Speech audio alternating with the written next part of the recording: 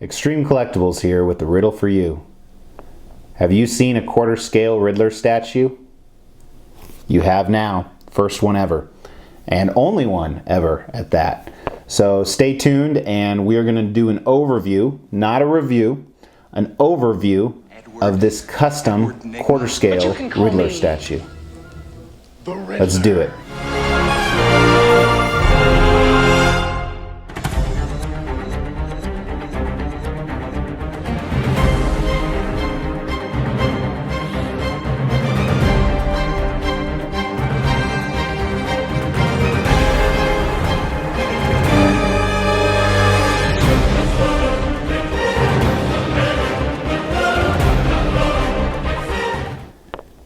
Extreme Collectibles here with a custom quarter scale Riddler prototype.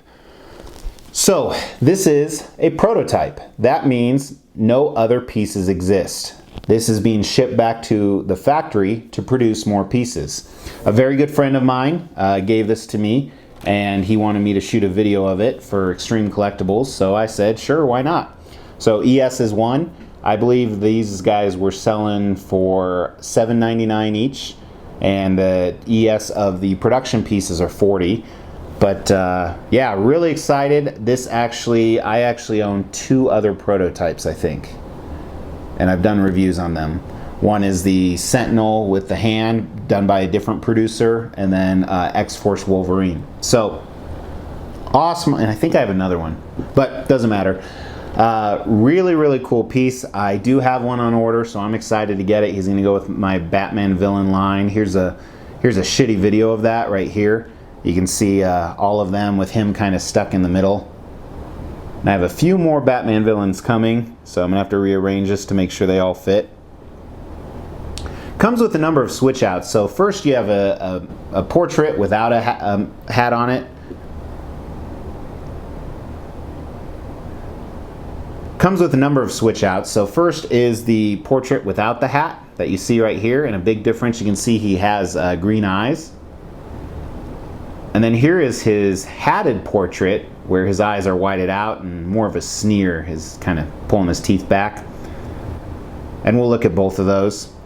His left hand, you have two options. One, if you're displaying the unhatted portrait. How do you say unhatted? Unhatted portrait. Then you can have him holding his hat with his left hand like you see right here. Or either portrait, you can have him with a solved Rubik's Cube. Then his right hand, he has a staff that he's holding, his classic Riddler cane that he's holding either way. So one is where he's holding it like this, kind of straight up and down. And the other one, it's almost more horizontal. Then another cool factor, it does have a light up feature. So all four of these lights actually light up purple. Let's throw a picture up of that.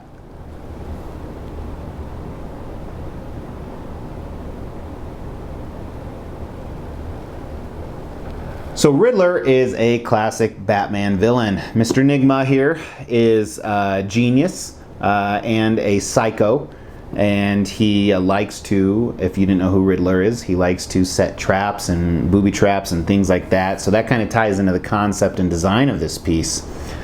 So a couple different things going on here, and I know there's some changes throughout the whole concept process, but he's in some type of lair or cave or something like that.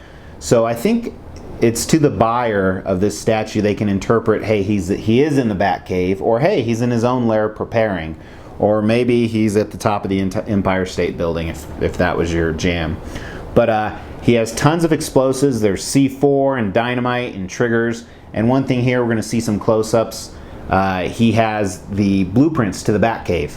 So he's obviously going to go after Batman, and then he's standing on everything, very victorious, very happy, very excited.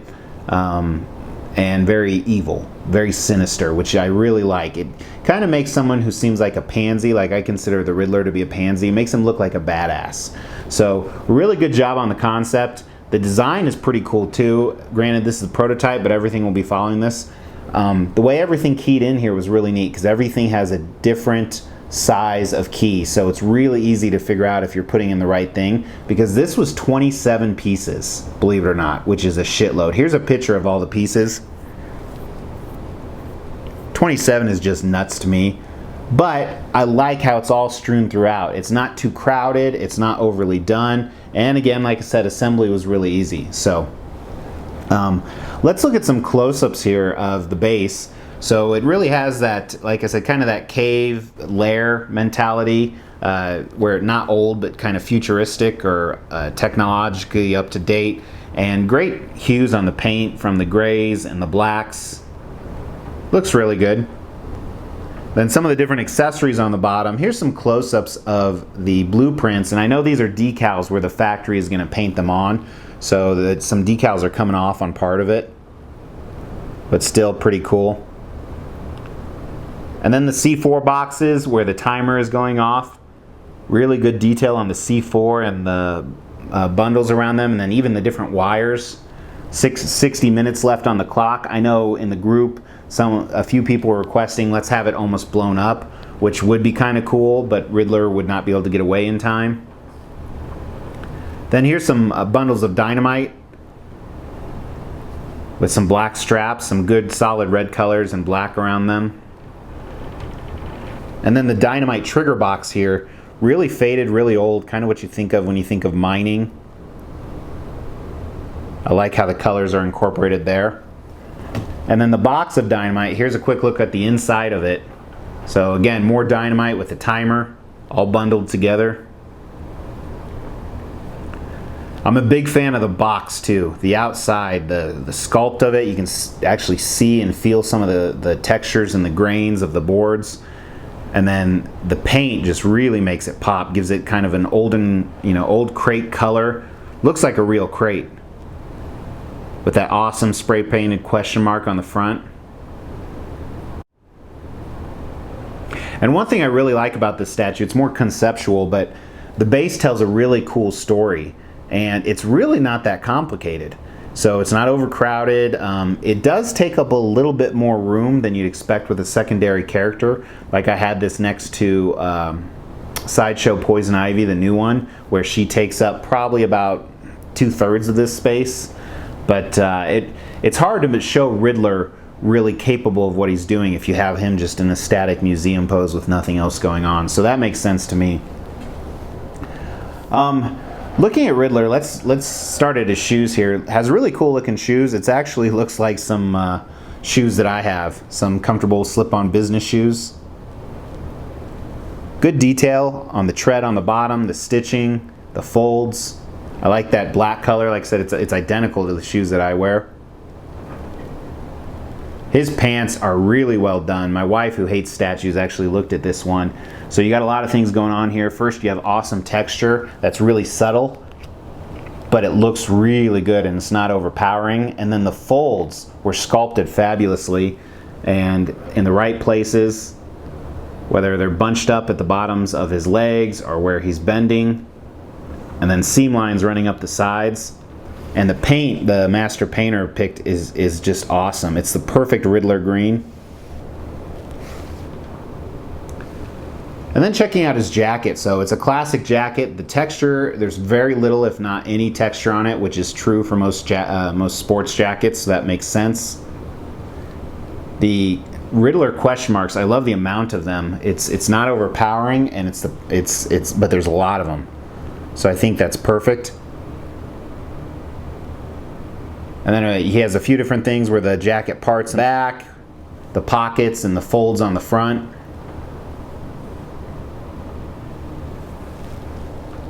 Big fan of the jacket. And then his hands here, you can see where his undershirt comes out and then his gloves are tucked into it. Really nice transition there. Good use of two different purples that we'll see on the tie and the undershirt too. And then here he's holding his hat. His hat does have a different type of texture on it. I like that it's differentiating with the purple band around it and then the question mark on the front. Then his gloves and his hands look awesome. Great sculpt, great paint. Look at that, you see a few folds, but it looks like they're skin tight gloves. And you can see where they're stretching.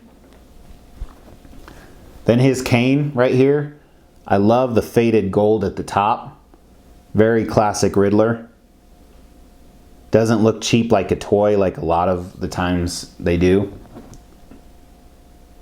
Then here you see his undershirt. Buttoned up undershirt with his tie. Again, I like those contrasts to the colors. And lastly, moving on to his portrait. So first looking at his portrait without the hat. Great job on his hair flowing back, very slicked back, very Enigma-like. Enigma-like because, you know, to me he's a very, you know, he's well-groomed, he's a smart businessman. I like the brown colors they used. There's some blacks that are mixed in there as well. And then looking at this portrait here, really good job on the flesh tones. Not only all around the portrait, but you can see where it's differentiating in some of his scars right above his left eye. And then his lips look really good, the glistening effect. And then again, the mask is the same color as his tie and his gloves and the band around his hat. And then great sculpt on the expression. I mean, that is about as evil as a sneer comes until we're going to look at the next one. Just really good. You can really see the expression above his eyes, around his mouth, around his chin. He is a skinny guy. And then let's look at the other portrait here. So hat is almost identical to the one that he was holding, other than it's not being pushed in. His hair is very, very similar. And then you see here the whited out eyes, where I didn't really touch on the green eyes earlier. And a completely different expression, but still evil as hell. Where his lips are curled back around his teeth.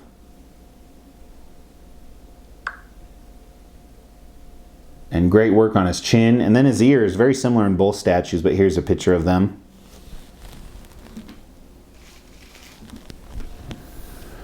So I'm excited I got this on PO. I'm trying to do this non-biased, but it is a great piece, and it's about time someone did a Riddler. So let me know your thoughts on this piece, and what Batman villain do you think is the best made to date?